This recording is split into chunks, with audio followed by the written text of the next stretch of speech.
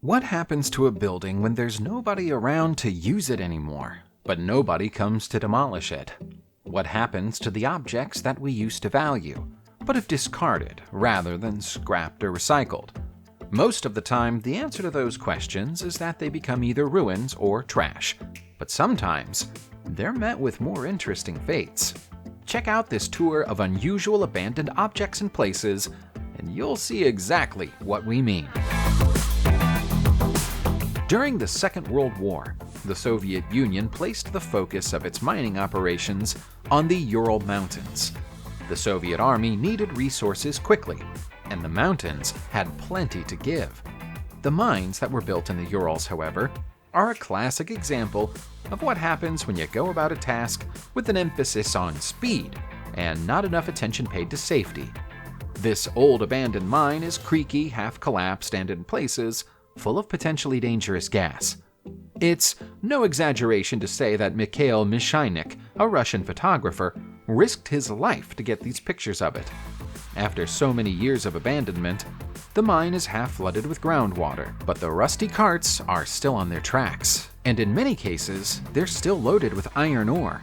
It's thought that more than 20 mines like this one suddenly opened in the Urals during the war, but were abandoned just as quickly when they were no longer needed. If nothing is done to repair or refill them, there's a risk that they'll start collapsing in on themselves in the years to come. Looking at the roof of this one, that may already have started happening. Abandoned old castles are nothing special in the British Isles. There are dozens of them.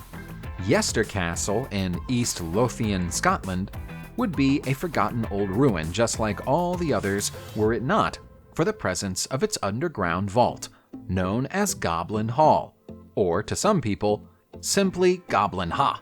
Legend has it that the vault was built by Sir Hugo de Giffard during the 13th century.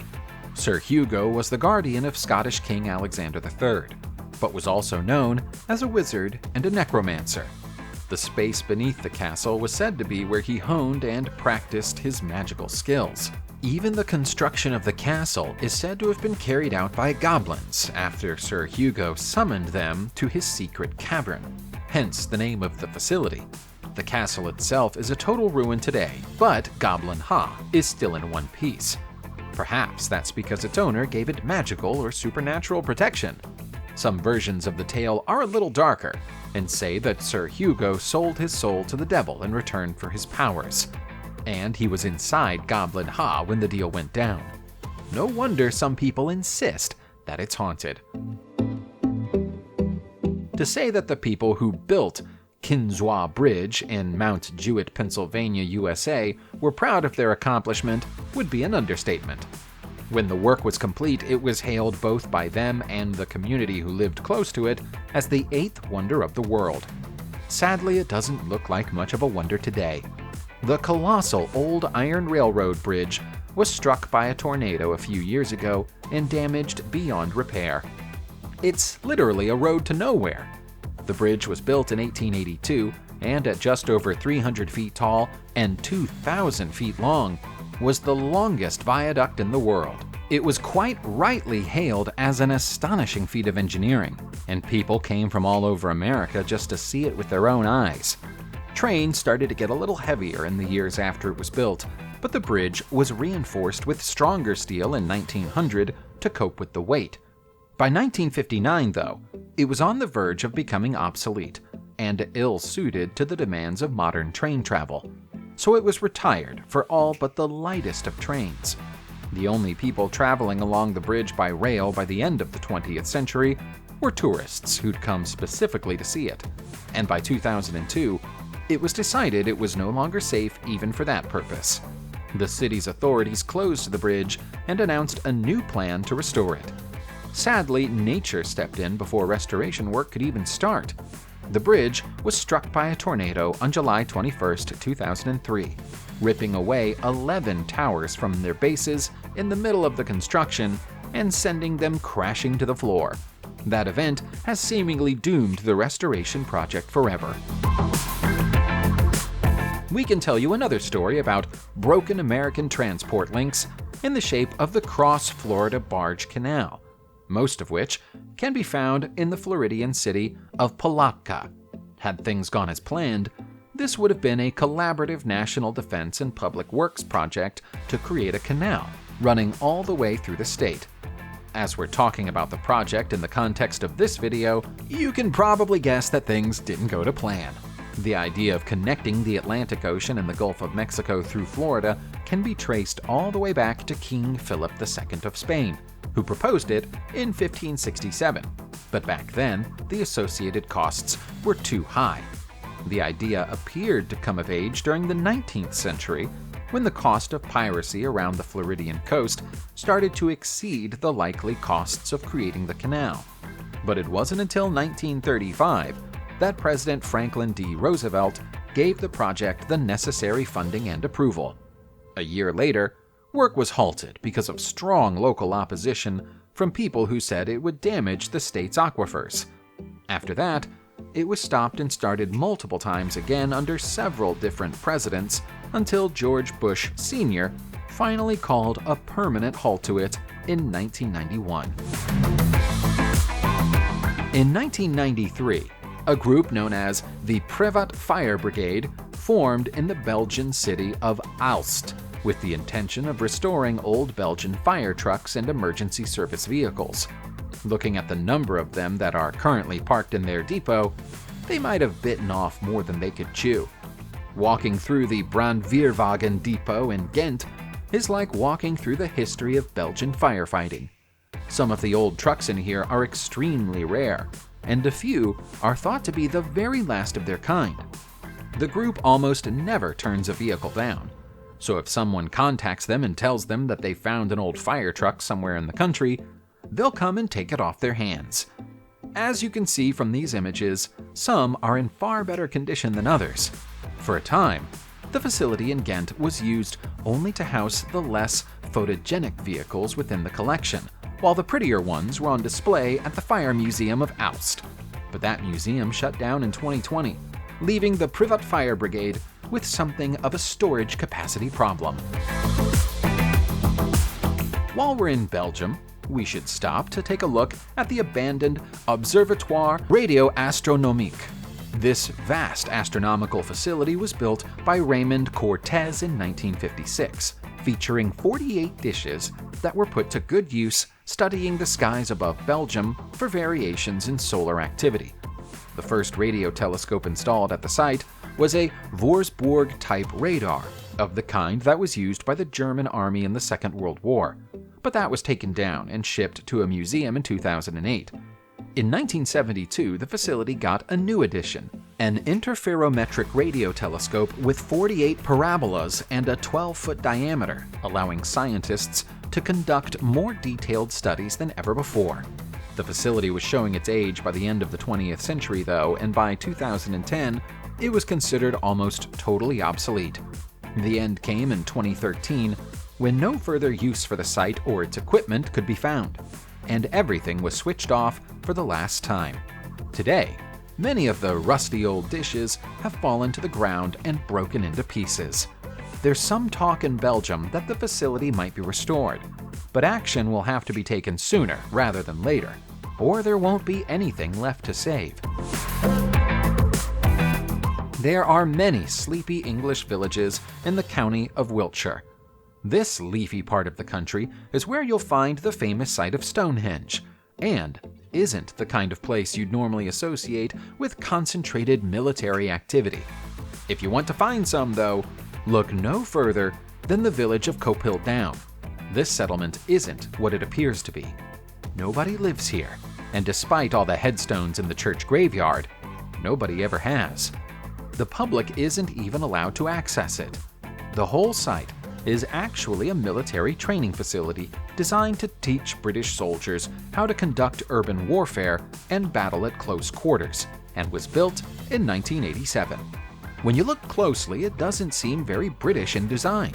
That's because it's actually modeled on a traditional Bavarian German village, to make it easier for troops to adjust when they were sent to European locations during the Cold War.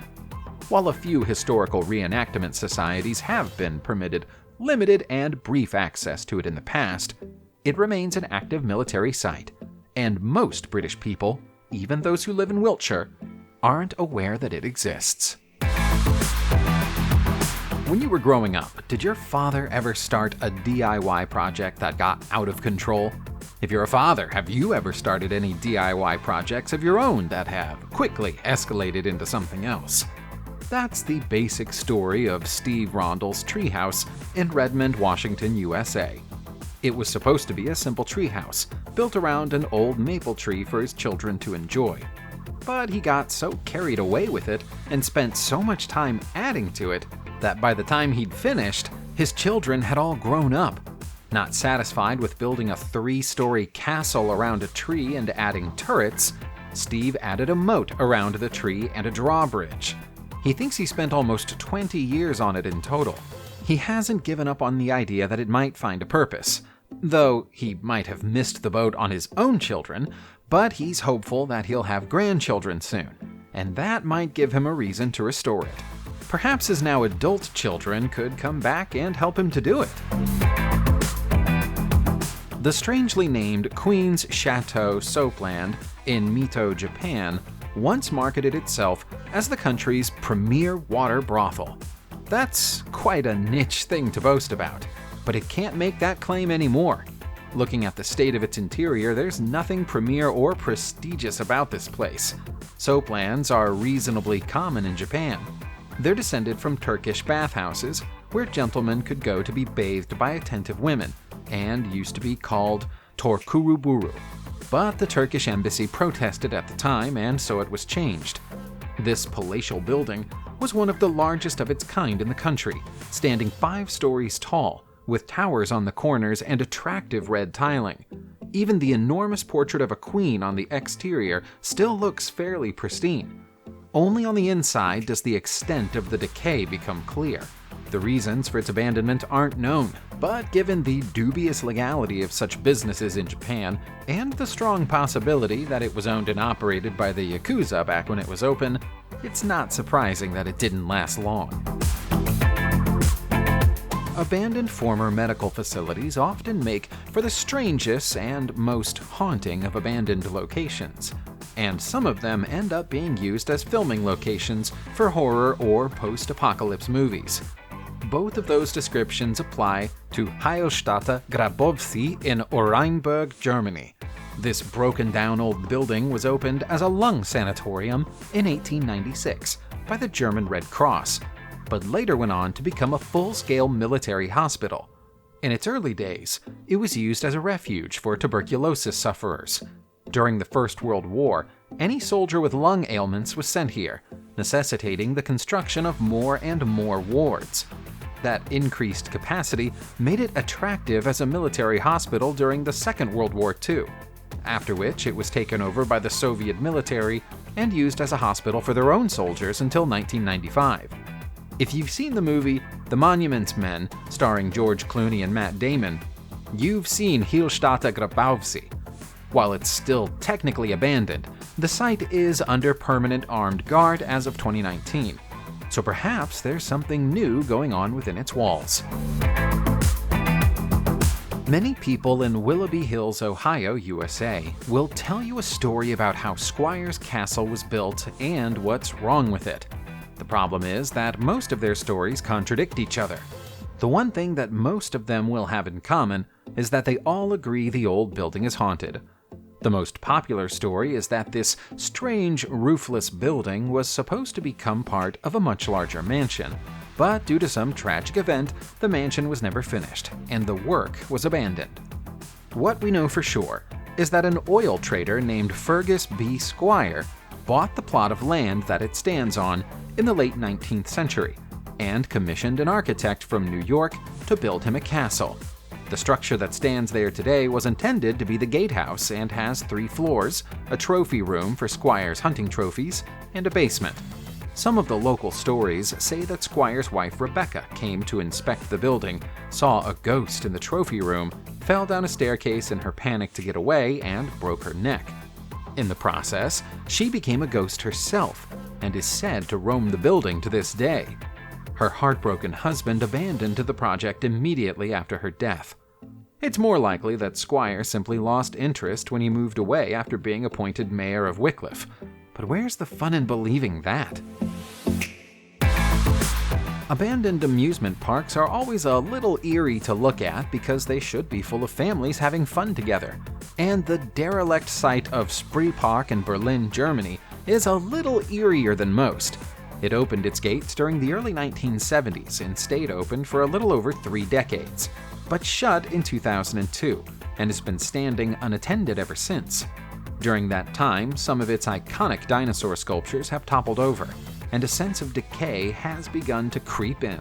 The statue was built by Communist East Germany during the days before German reunification and was hugely popular during that time. After the Berlin Wall fell and the people of East Berlin started to get a taste of the entertainment they'd been missing out on, though, the park became less popular. To make matters worse, it was bought by a so-called businessman who used it as a money laundering front for his narcotics empire, attracting the attention of the police. Redevelopment plans are currently being considered for the area, and although some of those plans involve reopening the amusement park, it's more likely that it will be torn down in the near future. Subscribe to the channel and turn on notifications, and you will be the first to know when a new video comes out. Thank you for watching, and see you soon.